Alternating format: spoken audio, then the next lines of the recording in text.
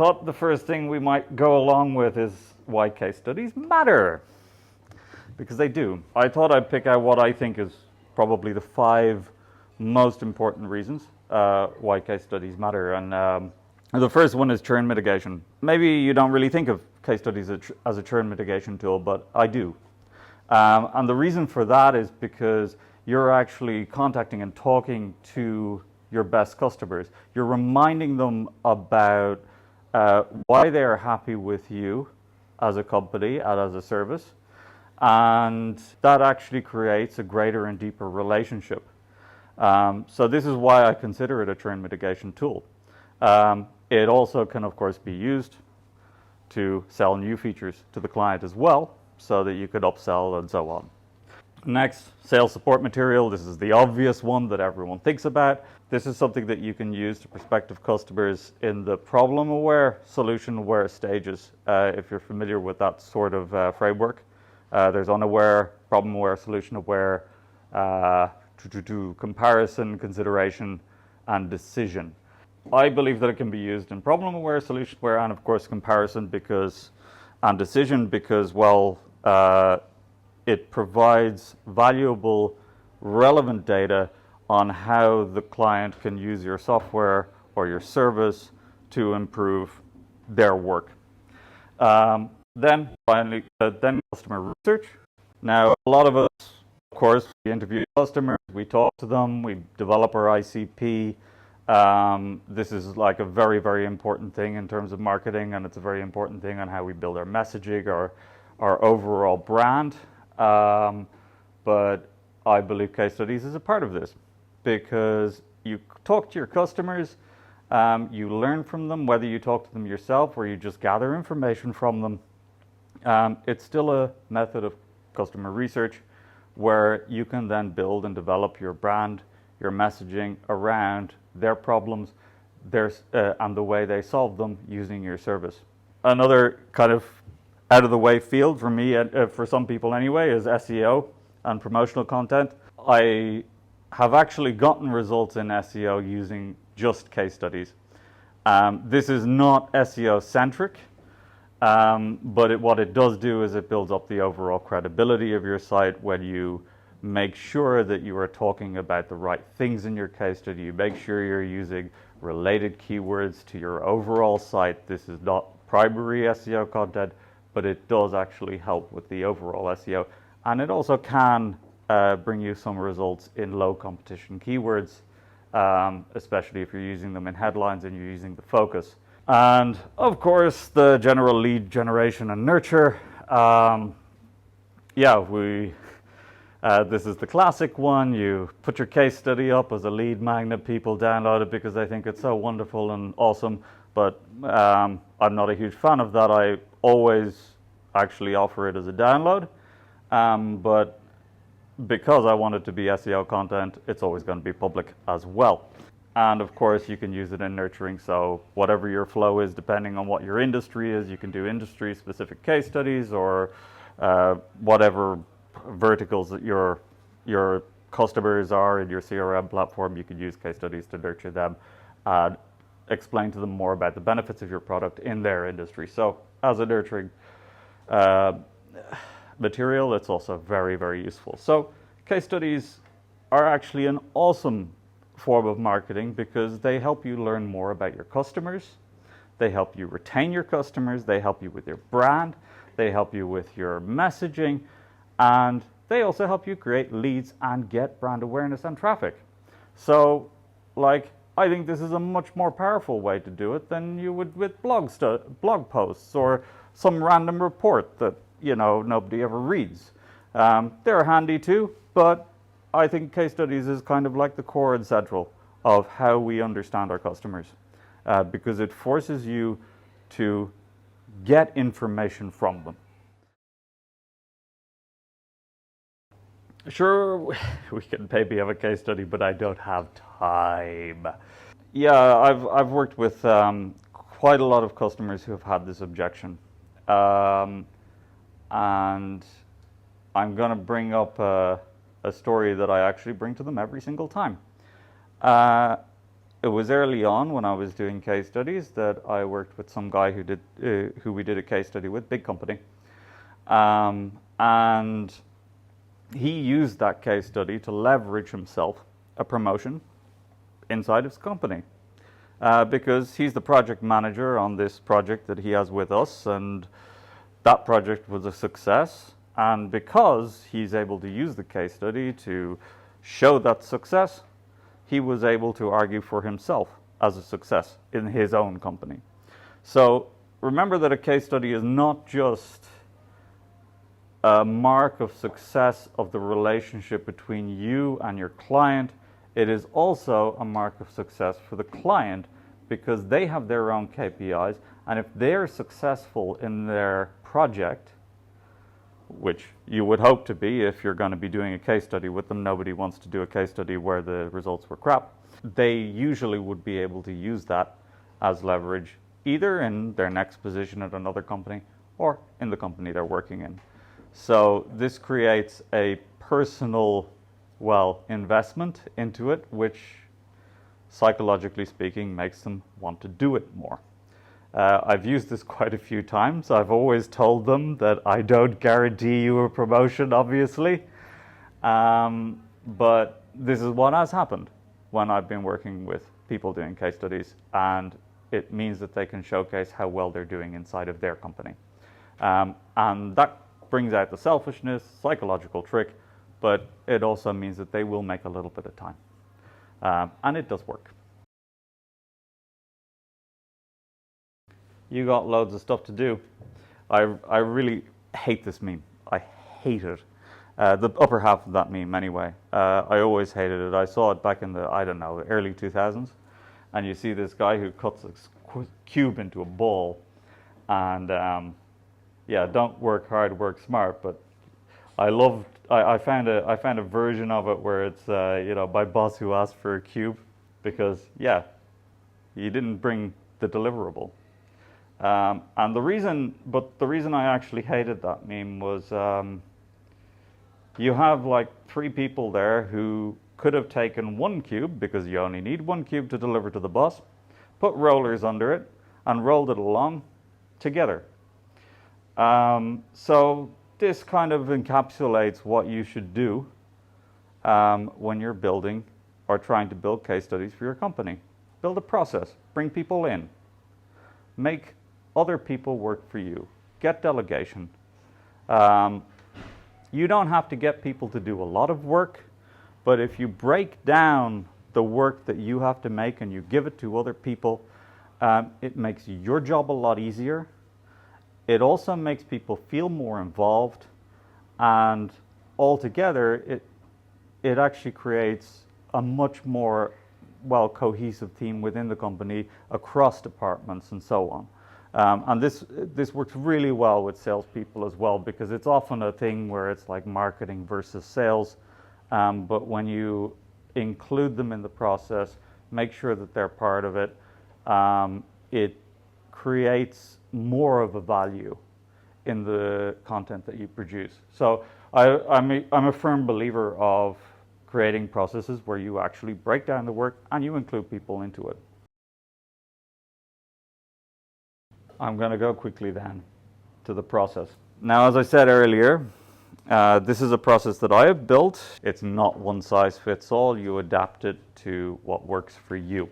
And it still takes time. For us, building a case study, from getting the case study, from getting a proposal for a case study to actually publishing it, I think the shortest I've ever managed to do it is about 4 weeks. It can take, I think on average, about 1.5 months using this process to get a case study from submission to completion. And a lot of that is, again, about communication and working with the client and working with the salespeople and so on. So first thing I have is, at the current company, and I've used this previously as well, the only way you can ask for a case study is by filling in a form. We have 60 salespeople. 60 salespeople, and I think the ratio is 20 to 1 in terms of the marketing team. So yeah, I don't want to talk to 20 salespeople. I've done it. I used to do monthly, and we actually have 9 sales teams. So I used to do these monthly meetings with them, which are thankfully over. And you talk with them for like half an hour and listen to them complain and then do nothing because everyone had like all these different complaints and you couldn't actually do like 9 different things from 9 different teams and they had all 10 requests, 90 requests for one marketer. Not possible. So yeah, I built a workflow. It's fairly straightforward. I use Power Automate for it, but you can use Zapier, Make, whatever. Form is quite simple. We go through the use case, who the customer is, a few other things why you think it would be a good case study. Not very hard for them to fill in, but it's a barrier to like just talking to the marketing team because it requires them to actually input something, which means they invest themselves and their time into the process slightly. Once they do that, they'll actually receive an automated email and a Trello ticket will be created on the marketing team backlog. The email provides them with a boilerplate questionnaire which they can use to send to their client and get their client to fill in. They can interview the client themselves and use the questionnaire as a template to do that, and they have to record the interview. Or if we notice that it's like a serious client, then we'll jump in and we'll be like, okay, we'll do something a little bit more special with this client and we'll spend a bit more time with them. But in general, we will go with the questionnaire to the client as quickly as possible so that we get the answers. Once we get that questionnaire filled, it comes back to us from the account manager, the CSM, or whoever submitted it. We'll also talk to them, understand a little bit more about how the customer uses the product, what kind of results they've gotten into it, and we get this all written down and it's all in one document along with the questionnaire. And you can see a little bit of the questionnaire there, but I've actually made the template. So if you actually want the template, you can reach out to me on LinkedIn and I'll send it to you. I've gotten rid of most things out of it, which are company specific, I think, but you will have to modify it still according to your brand and your solution. Now you have like loads of information. So, hey, write it. I'm going to give you a few writing tips because I always think that's handy for people to do. This is how I have pretty much told people to write at every company I've worked at. The first one is writing actively. Things are not done, you do things. Really, really important. Don't use passive voice. It's much easier to read. It's much more action oriented. Sentences and paragraphs, short to the point.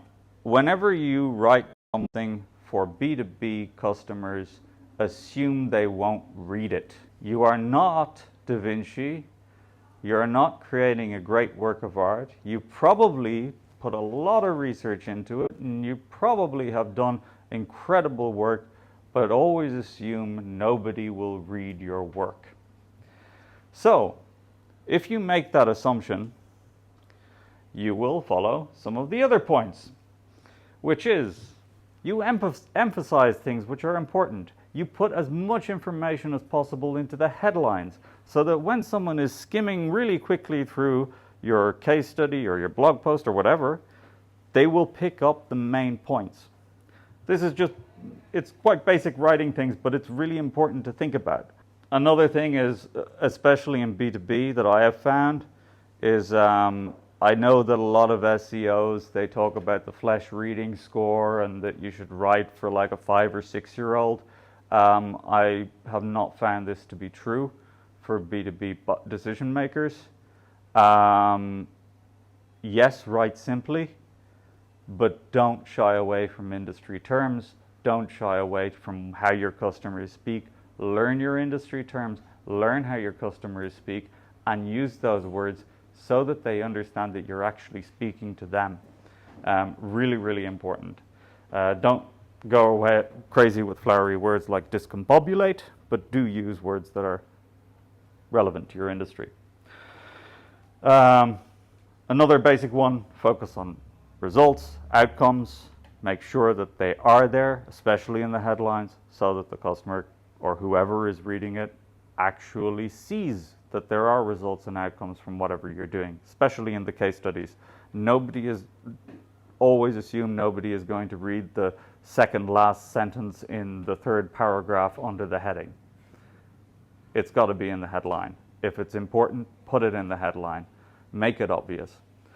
Then, of course, quotes. I love putting quotes throughout the text. One thing did I put it here? No, I didn't, but I may have done it. Oh, I did, yeah. I do try to quote verbatim if possible, but I kind of want to put something. This is a debate that people have, what I've seen, whether you should quote exactly what the person has said and leave it at that. But I don't believe that. The client is going to read over it and they're going to approve it anyway. So if you find that a quote of theirs is maybe not that well written for your uses, rewrite it a little bit. Make sure it keeps the same feeling as what they actually said, but they're not writers. So rewrite a little bit and let them approve it. Usually they will. Then, put quotes throughout the text. I usually put in at least a quote per each section, so the need, problem, solution, results, future, which I talked about in the template earlier. And then charts and images, if you can use them, they help a lot with visualizing the results that you get out of the case study. And for the customers, that's very important because it breaks down their eye as well. They can see things. But what I've done is I've used the templates I used previously, and then I used case studies that I'd written before, dumped them all into this custom GPT, and I told it, hey, look at the structure, look at how this is written. I want you to think about, hey, think about using active tense, think about how this is constructed, and when I give you a questionnaire and whatever data I have, I want you to look at that, and I want you to build case studies like I have done before, like the ones that I have inputted in. I think you could probably do this with just the questionnaire and the template, but the more you do it, the better it will get. If you retrain and retrain and retrain, you'll finally come to a point where you have a custom GPT you can literally drop the questionnaire into, and it'll make you a case study which, is pretty good, actually. You'll have to edit it a little bit, and you have to verify the data. But one of the really important things about this is that you have to make sure it uses only the information that you provide to it, which is also very, very important because we're always worrying about hallucinations. But if you ask the GPT to only use the data that you provide, then you're much, much less likely to get hallucinations, and it's much more likely to give you something very cohesive. So, always verify and rewrite. Getting client approval. For me, because I've talked about this process on where we are usually using the account managers to send the questionnaire over, this is, again, going way, way back to where I was talking about how account managers, customer success managers, they tend to be quite protective of their clients. They don't necessarily want you to speak with them. With this process, I don't generally need to speak to them because I still get the data, and it still makes the CSM or whoever feel important enough that they can do it. So I'm involving them in the process, and they can send the case study along to the client. Always get them to check it first to make sure everything is accurate. Again, involving them in the process. This creates a lot more cooperation between sales and marketing, first of all, and it usually results in a little bit of a better case study as well.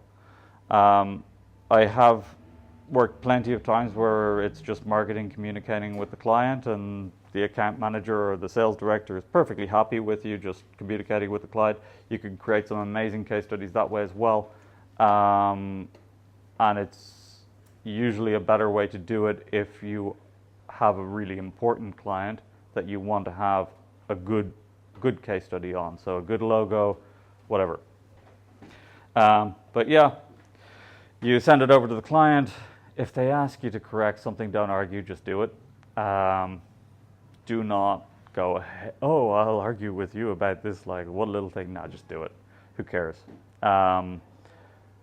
There's very few times I have had to ask clarification from a client. I had to ask for clarification once on interpretation of numbers, and they interpreted the KPIs differently from we did. So we had to revise that a little bit. This is a little bit more SEO centric. So this is one with very sure where, of course, we want to be crawled. So yeah, I always put my case studies as public, and if possible, I will do a pop-up or something which offers to download a PDF version of the case study, and that's the lead magnet. Because generally people don't, and actually I've seen quite a lot of people download it, because for shareability it's nicer to get a PDF than it is to read through a website. It just happens to be. So that's basically how I do it. It's publicly available, so it can be crawled by the search engines. I had a really nice case study a few years back where we talked about robotic process automation. We started getting like plenty of Google results from robotic process automation because it was in the headline, and it was something that we targeted in that case study and that we did do in that case study. But because we actually talked about it in the H1, it was in the H2, it was in the text, it actually got some hits which were not just promotion. They actually came in from people Googling robotic process automation. And we got conversions from that. I can't remember offhand if we got any meetings, which is the all-important thing, but altogether it was very successful from a marketing standpoint.